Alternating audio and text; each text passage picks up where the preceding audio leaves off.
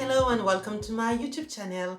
Today I'm gonna review two sunscreens from the same brand, the brand Dr. Sam's. So I have one sunscreen which uses chemical type filter sunscreens and the other one uses what we call mineral type filter sunscreens. I have already reviewed one of her sunscreen in my channel, in my favorite sunscreen for the winter, so you can guess that I already like it, and it is the Flawless Daily sunscreen.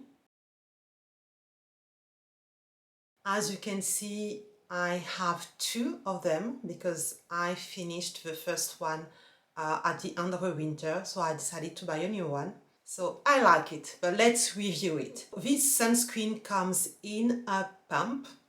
It has a thick, creamy texture. It is easy to apply, but it takes a while to blend because it is thick.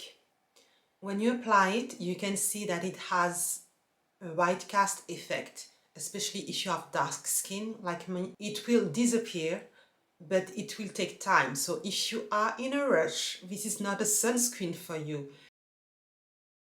You need to take time to blend it and then you will see the color disappear.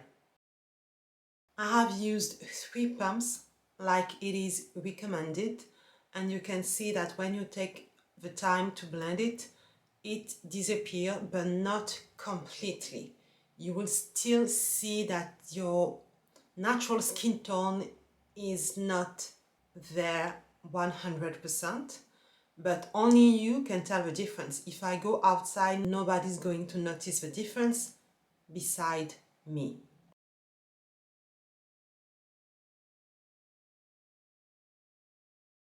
The second sunscreen is the Flawless Gossamer. So the brand has several of these sunscreens. Some are tinted, but there is no tint that would work for my dark, deep complexion.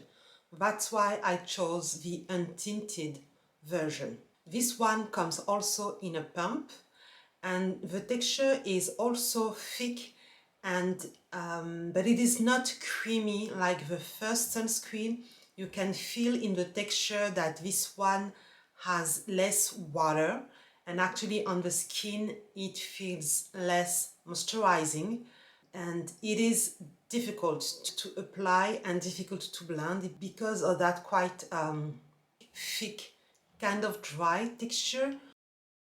I apply again the recommended amount, which is here 6 pumps for the face.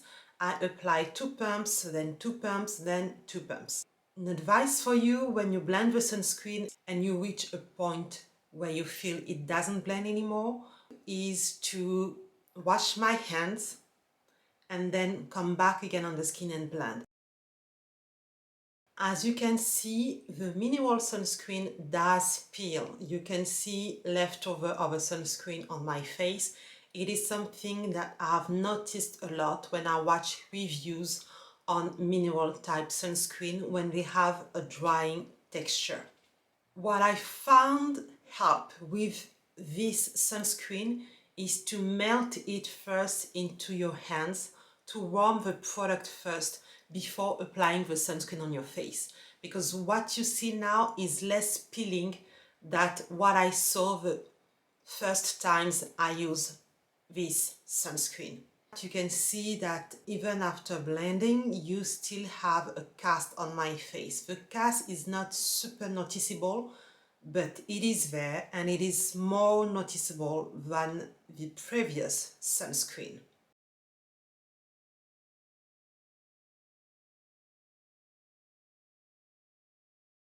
Now that you've seen how it applies and how it looks, I have to give additional information about the sunscreens. Because when Dr. Sam's, who have had a YouTube channel for many years, released those sunscreens, I remember seeing in the comment section many people complaining about the amount of sunscreen that you have to apply on the face. And the thing is, they did not realize that the amount she recommends is the amount that is recommended for all sunscreens. So if you feel that with this sunscreen you apply way too much, that just means that with your regular sunscreen you do not apply enough in order to get the protection that is advertised on the bottle. So you cannot blame a brand for being honest with the quantity of product you have to apply on the skin.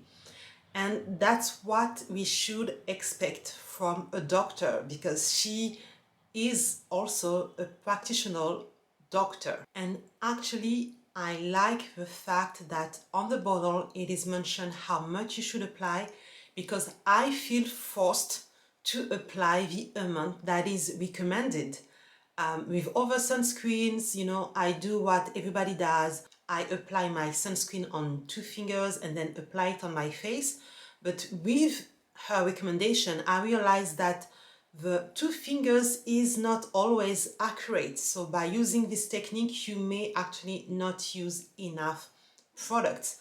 So when I use these products, I always feel forced to apply the right amount, which is great, especially if you truly have a skin type that is sensitive to the sun and a skin type that is very prone to get skin cancer. By itself, I can use the Flawless sunscreen because the cast is barely noticeable. It feels good, it is moisturizing.